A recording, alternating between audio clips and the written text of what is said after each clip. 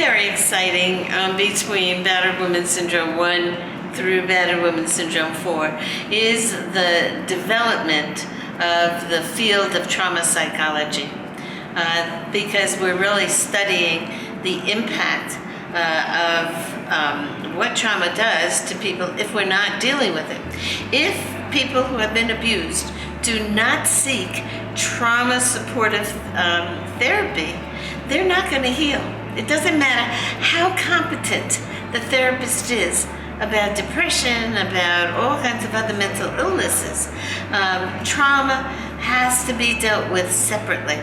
We are now in jails and prisons with the Battered Woman Syndrome Survivor Therapy Empowerment Program, or STEP. We describe the work that we're doing in those areas in the 4th edition. We started talking about it in the 3rd edition, but we've just developed so much more over this time, because the field of trauma study is so much better.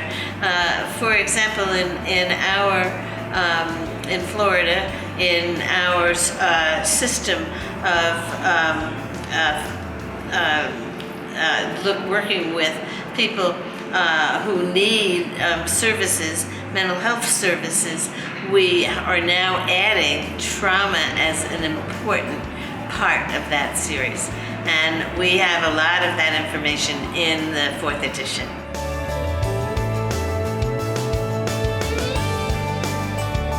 You know, there are many legal issues around battered women and battered woman syndrome.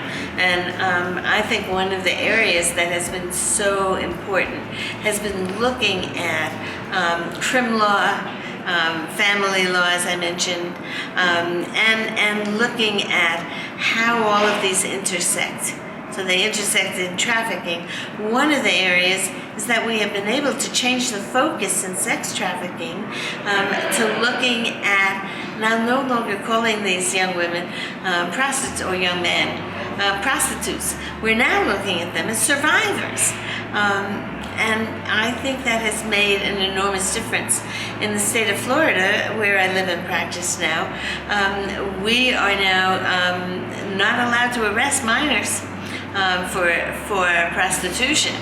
And if they are, we look at them as sex trafficking survivors, and we have a number of safe homes and other kinds of services for them. Now, another area,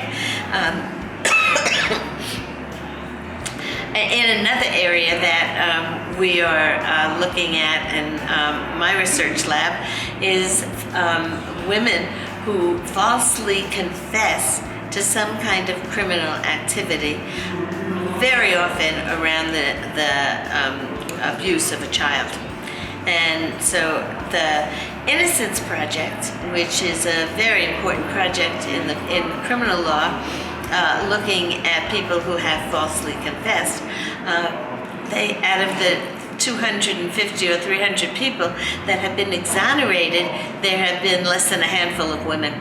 So we are very interested in it, and we're now collecting those kinds of data. And we have a poster here at this convention, and we're going to be putting it in a book format.